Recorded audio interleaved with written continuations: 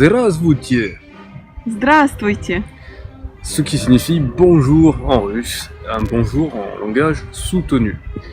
Alors, pourquoi je m'adresse à vous en russe? Eh bien parce que l'objectif de cette vidéo est de vous expliquer les bases du russe. Et tout d'abord, avant de commencer par les bases du russe, je vais vous expliquer les raisons pour lesquelles il peut être très intéressant d'apprendre le russe.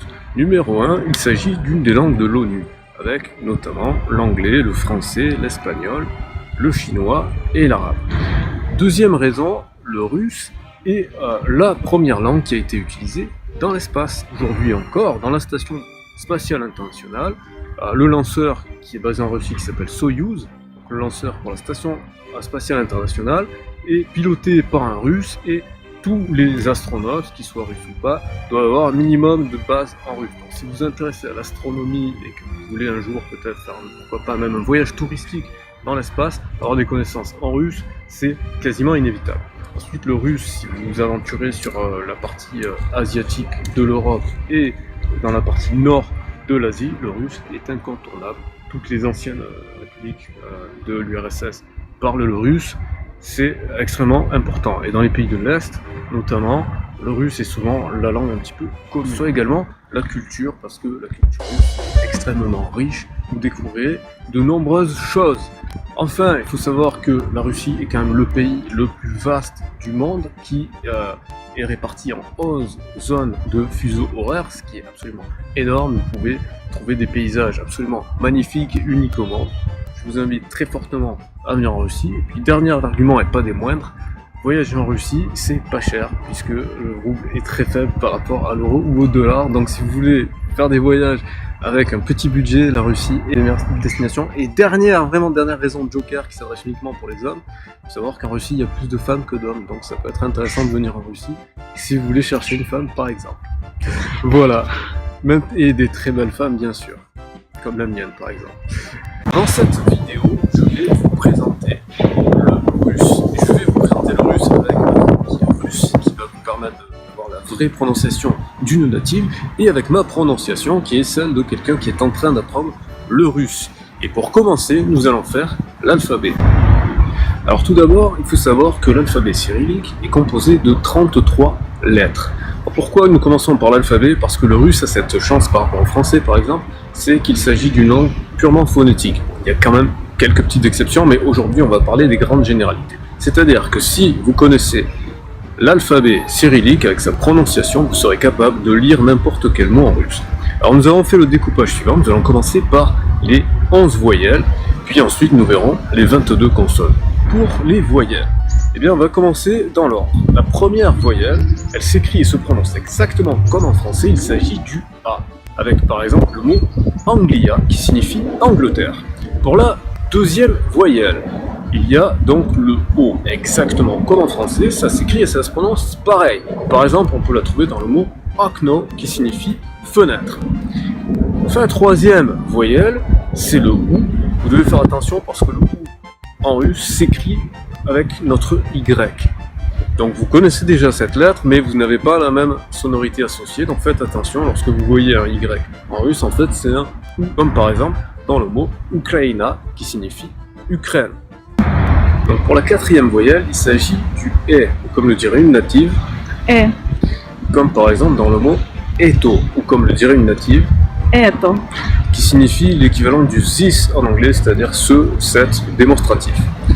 Ensuite, la cinquième voyelle en russe, c'est le oui, qui se dit comme le dirait une native. Ü. Donc vous avez bien entendu la différence, moi j'ai dit un pseudo oui, et elle a dit comme le dirait une native. Ü. Voilà, donc c'est très difficile pour nous français à percevoir cette petite subtilité. Très souvent, moi je vous le dis par ma propre expérience, on le confond un petit peu, nous francophones, avec le i. Dans certaines situations, on verra ça dans d'autres vidéos. Voilà. Donc retenez simplement, comme par exemple dans le mot bistro, comme le dirait une native, Bыстро. qui signifie rapide. Donc vous pouvez avoir un moyen mnémotechnique, celui que j'utilise pour s'en rappeler, c'est de penser au bistrot, parce que c'est un petit peu la même sonorité. Ensuite, la sixième voyelle, c'est une voyelle qu'on utilise très souvent, c'est le ya, ou comme le dirait une native, Я. c'est le fameux R à l'envers, et qui est une erreur très souvent dans les pays occidentaux. On l'utilise pour faire un R stylisé, mais ça n'a rien à voir avec le R, je le prononce encore une fois, c'est Ya, ou comme le dirait une native. Я. On peut le retrouver notamment dans le mot Japonia, Япония. qui signifie Japon. Alors pour la séquence qui vient, là, les trois qui vont suivre, on va se mettre en mode un peu hip-hop, puisque ça va être yo, you, yeah. Alors on prend plus sérieusement, le premier c'est yo, Йо. comme par exemple dans le mot yo, Ее. qui signifie elle, comme le mot her en anglais, par exemple, c'est à elle de jouer, ce sera comme ça que ça se prononcera. Ensuite, le suivant c'est you. Ю. Donc le you, c'est par exemple ce qu'on peut retrouver à la fin du mot я понимаю, Я понимаю. qui signifie je comprends. Et enfin le dernier, le ye, Е. qu'on retrouve par exemple comme dans le mot Европа, Европа. qui signifie Europe. Voilà, et pour terminer les voyelles, on va terminer par une qui est assez simple, même peut-être la plus simple, et une autre qui va être très compliquée, je vous l'avoue moi-même, je ne la maîtrise pas, mais on va voir ça. Donc la première c'est I, И. qui s'écrit comme un N à l'envers. Donc encore une fois, comme pour le Ya qui était le R à l'envers, ici c'est juste, je dis que c'est un N à l'envers, vous la visualisez, mais ça n'a rien à voir avec le N, je le reprononce, c'est un I. И. Comme par exemple dans le mot ili, Или. qui signifie où, comme à gauche ou à droite. Et enfin, le dernier, c'est quelque chose de très technique, qu'on va avoir du mal à comprendre pour le francophone, mais c'est pas très grave parce qu'il y en a que deux comme ça. C'est le mjaki znak, Мягкий знак. qui en fait ça ressemble à une espèce de petit B, et c'est jamais tout seul, c'est toujours après une lettre, c'est pour signifier ce qu'on appelle un signe mou. Alors je vais vous donner un exemple, le verbe ponimat, Понимать. qui signifie comprendre. Ça veut dire qu'après le T, il y a cette espèce de petit B pour signifier que c'est un T dit mouillé, comme par exemple dans le mot français tien. Voilà, la sonorité que vous avez dans le T, dans le mot tien, c'est la même que dans ponimat. Понимать. Voilà. Alors maintenant, on va s'intéresser aux consonnes. Commençons par la première consonne. C'est le B. Б. Donc le B qui se prononce comme le B en français. Donc ce B va nous servir comme dans le mot qu'on a déjà vu, bistro, Быстро. donc qui signifie rapide. Ensuite, nous avons le V. В. Alors là, attention, parce qu'il s'écrit comme notre B. D'accord? Le B, il se prononce V. Donc on va le retrouver par exemple dans le mot vote, Вот. qui signifie voilà. Фам. Alors nous avons ensuite la lettre G, Г. qui s'écrit comme le gamma grec majuscule, donc c'est-à-dire une sorte de T avec la branche gauche qui est supprimée. Donc on le retrouve par exemple dans le verbe gavarit, Говорить. qui signifie parler. Ensuite nous avons la lettre D. Д. On le retrouve par exemple dans le mot Dutch, Дочь. qui signifie la fille. Alors maintenant on va voir le je, qui se prononce Ж. comme par exemple dans le verbe ждать, Ждать. qui signifie attendre. Ensuite on va voir le z, qui se prononce З. comme par exemple dans znat, Знать. qui signifie connaître, savoir. Ensuite on va voir le ikratkaya, И краткая. qui se prononce ye, Е. comme le y en français. On le retrouve par exemple dans sini, Синий. qui signifie bleu. Ensuite nous allons voir le k, К. donc qui se prononce et qui s'écrit exactement comme en français, et on le trouve notamment dans le mot Kitai, Китай. qui signifie Chine. Alors nous avons en russe le L, Л. comme dans le mot ложка, Ложка. qui signifie cuillère.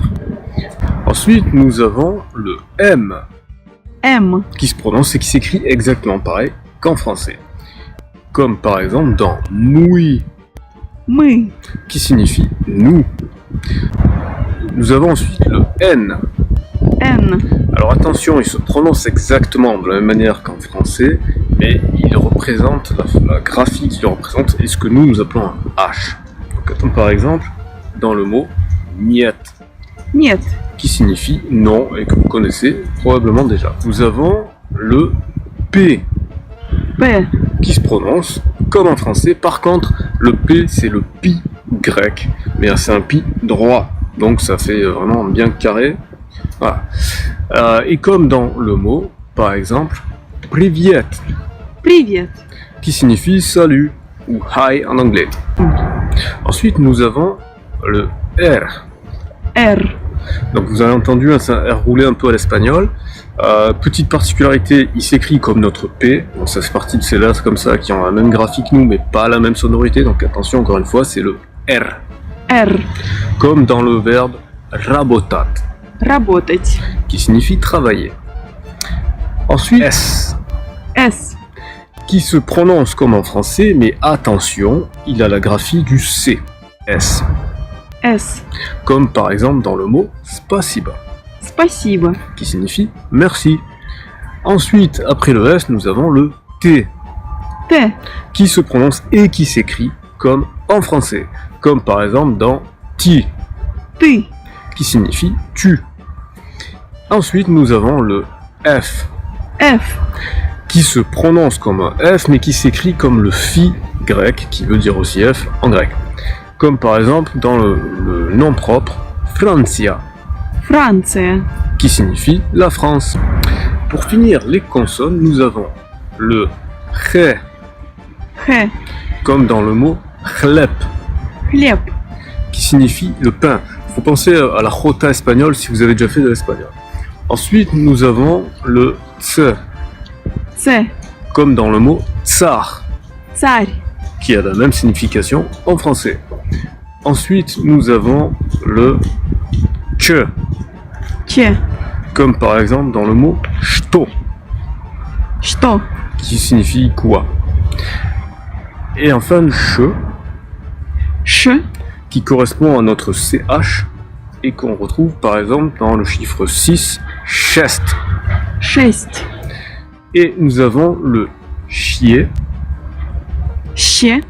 Donc pour le coup, moi, la meilleure façon de le retenir, c'est de penser au verbe chier en français. C'est pas très poli, mais ça permet de bien s'en souvenir. C'est vraiment la même sonorité que chier. Ще. Et on le retrouve par exemple dans cheka, Щека. qui signifie les joues. Alors, et pour finir, il y a en russe une petite spécificité, ce qu'on appelle les signes. Il y a le signe mou et le signe dur. Alors, le signe mou, on en a déjà parlé. Je vous mettrai la partie qui correspond juste après. Le dernier, c'est quelque chose de très technique, qu'on va avoir du mal à comprendre pour le francophone, mais c'est pas très grave parce qu'il y en a que deux comme ça. C'est le mjaki znak, Мягкий знак.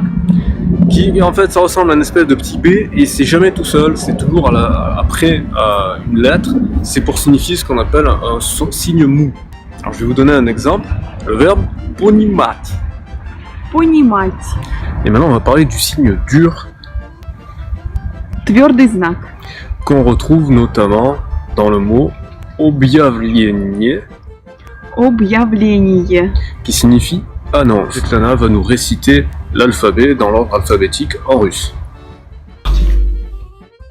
А, Б, В, Г, Д, Е, Й, Ж, З, І краткое, К, Л, М, Н, О, П, Р, С, Т, У, Ф, Х, Ц, Ч, Ш, Щ, твердый знак, И, мягкий знак, Ю, Я.